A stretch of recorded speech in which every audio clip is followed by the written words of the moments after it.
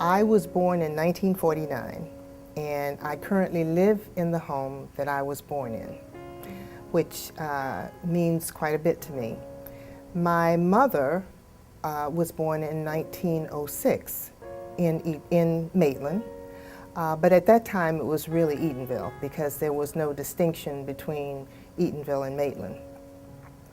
Prior to my mother, my grandmother was born here. They moved here in the early 1900s.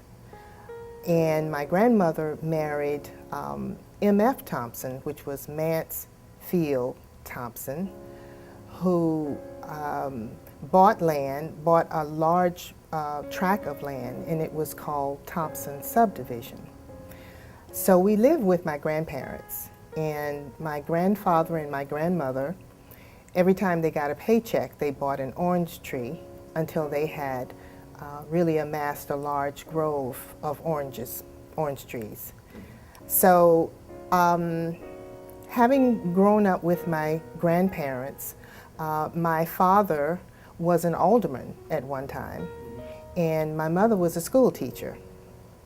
And I should go back to say that my grandmother graduated from Hungerford Normal. She took cooking, and she got a certificate in cooking. My mother graduated from Hungerford. It was still Hungerford Normal at that time. And my sister, my brother, and myself, all of us graduated from Hungerford. I think the sacrifices that were made, I mentioned my grandmother's siblings were Jones. One of them was the chief of police for the town of Eatonville. And I think all of them wanted the town to be the best that it could be. So whatever it took, you know, with the church, my mother and my father were, my father was a trustee for St. Lawrence and actually was involved in building the new church. So I think they believed in their community. The town was built on 4 pillars, one being religion, one being education, one being community, and the other one being government.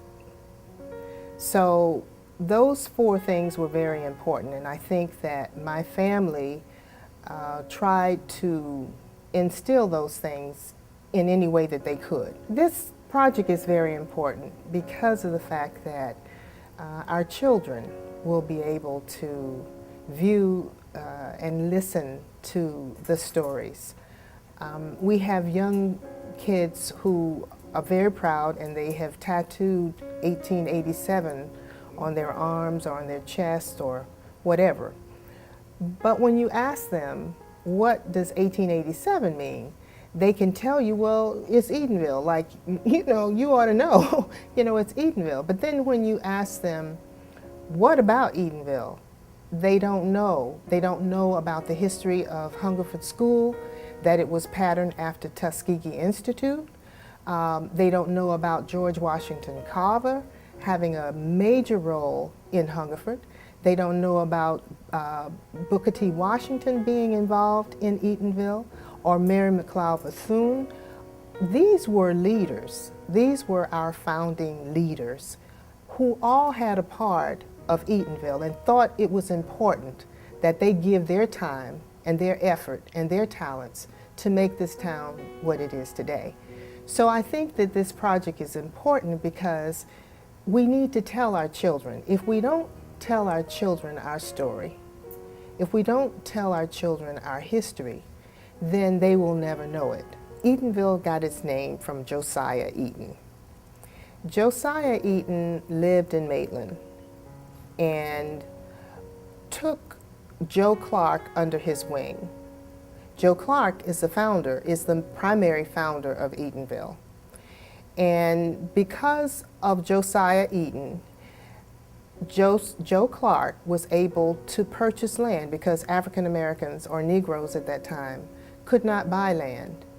So Josiah Eaton and Captain Lawrence made land available to Joe Clark so that he could purchase the land And then after purchasing it, he could then sell it to other African Americans at that time.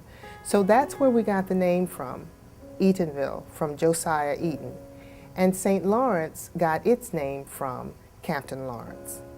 For the 29 men that founded the town, I owe them a great deal of gratitude because they started a town that provided opportunities for many.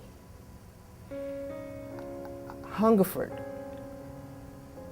was, I thank Mr. Hungerford for donating the land, because had it not been for Hungerford, many children would not have the self-esteem and would not believe that they could do anything, because that's what our teachers taught us. That was the special thing about Hungerford. You had teachers who worked hard and who told you that if you get yourself a good education and you apply yourself, you can be anything that you want to be.